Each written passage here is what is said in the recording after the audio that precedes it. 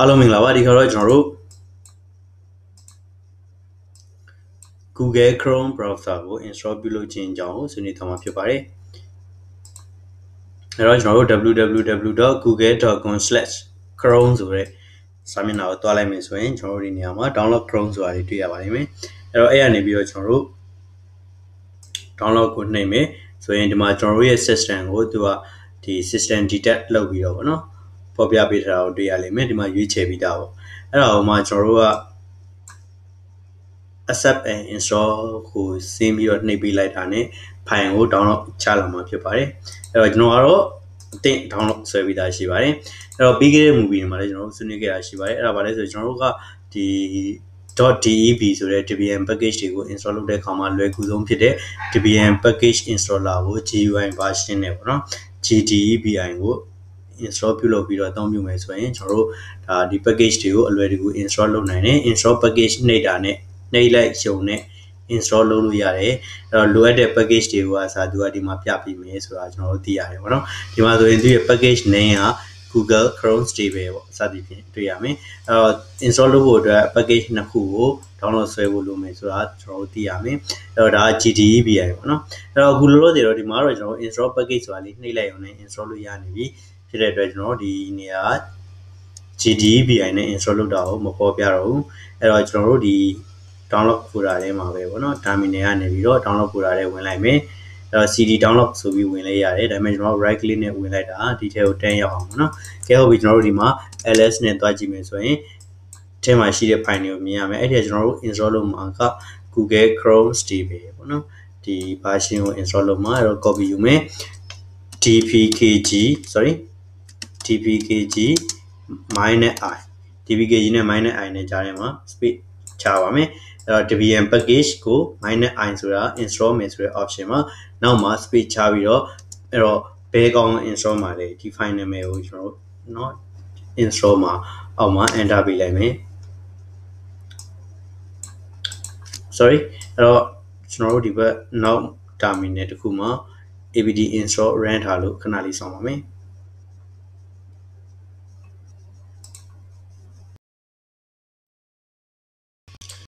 အဲ့တော့ကျွန်တော်တို့နောက်ွယ်မှာ abd install လုပ်ထားရရှိရင်တော့လောလောဆယ်လုံးမရဘူးပေါ့နော်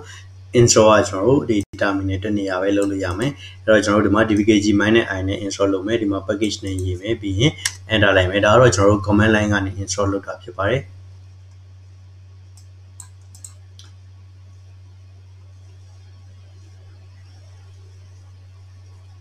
ဒါဆိုရင်ကျွန်တော်တို့ Google Chrome ကို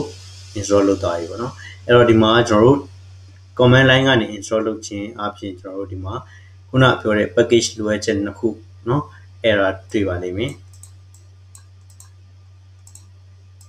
အဲ့ဒီတော့ကတော့ကျွန်တော်တို့ abd fix fix เนาะ minus နှစ်ခါထည့်မယ် fix minus broken broken အဲ့တော့ speed ထည့်ချင်မယ် install install ဆိုပြီးတော့ကျွန်တော်တို့လိုအပ်တဲ့ package เนาะခုန error တက်သွားတဲ့ package နှစ်ခုကို install ဆက်ပြီးတော့လုပ်နိုင်ပါတယ်အဲ့တော့ yes ဒါတော့ကျွန်တော်တို့ command line ကနေ install လုပ်ပြတာပေါ့နော်အဲ့တော့ကျွန်တော်ခုန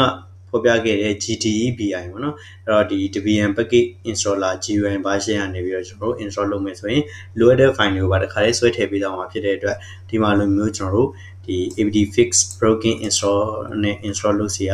လို့မှာမဟုတ်တော့ပါဘူးဆင်ပြေသွားမှာပေါ့နော်ဟုတ်ပြီခုဆိုရင်တော့ကျွန်တော်တို့ install လုပ်ပြီးသွားပြီအဲ့တော့ဒီ Google Chrome stable ကိုကျွန်တော်တို့ run လို့ရပါပြီအဲ့တော့သူ့ရဲ့အားနည်းချက်ကကျွန်တော်တို့က root အကောင့်မှာသုံးမှာဖြစ်နေတဲ့အတွက်ပေါ့နော်အဲ့တော့ကျွန်တော်တို့အနေနဲ့ဒီ diet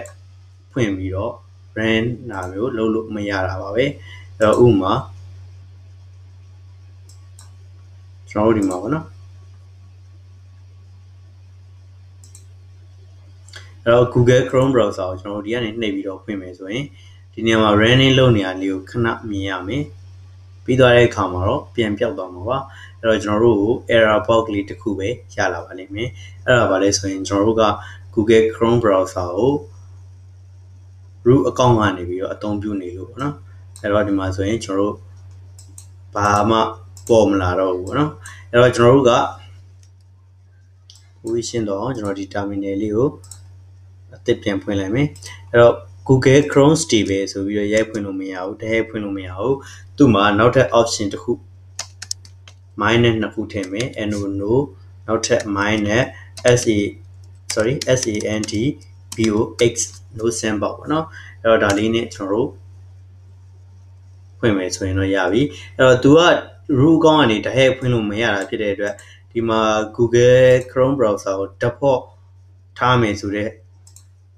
နေရာကြီးကို click ဖြုတ်လိုက်ပါနော်ပြီးတော့မှကျွန်တော်တို့ okay နှိပ်လိုက်မယ်ဆိုရင်ရပြီဒါဆိုရင် Google Chrome browser ကိုကျွန်တော်တို့အဆင်ပြေပြေသုံးလို့ရတော့ပါပြီအဲ့တော့ပြဿနာတစ်ခုတော့ရှိနေပါသေးတယ်ကျွန်တော်တို့ကအမြဲတမ်းဒီ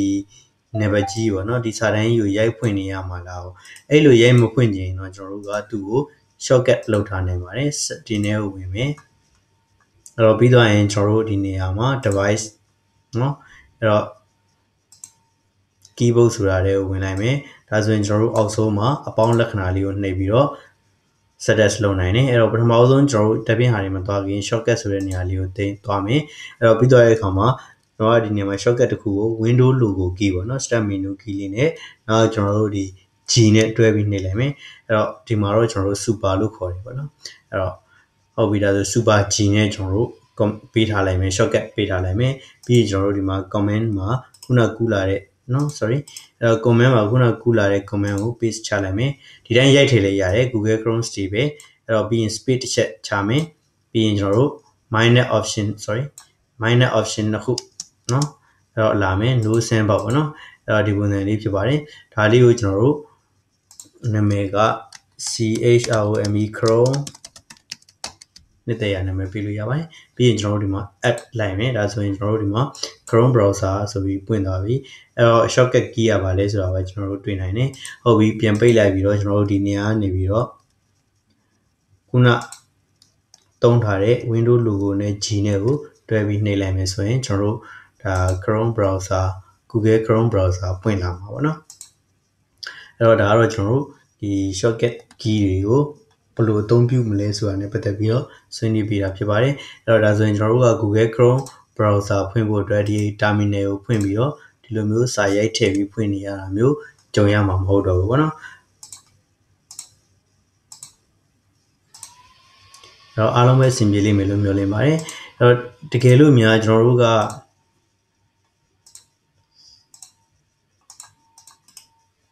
Debian ကို install လုပ်ထားမယ်ဆိုရင်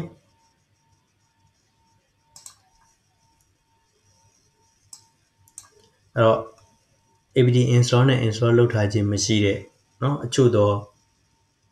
package တွေကို reinstall လုပ်တာမျိုး remove တနည်းအားဖြင့် uninstall ပြန်လုပ်တာမျိုးတွေပါအလွယ်တကူလုပ်နိုင်မှာဖြစ်ပါတယ်အဲ့ဒါကိုသုံးချင်ရင်တော့ကျွန်တော်တို့ apt install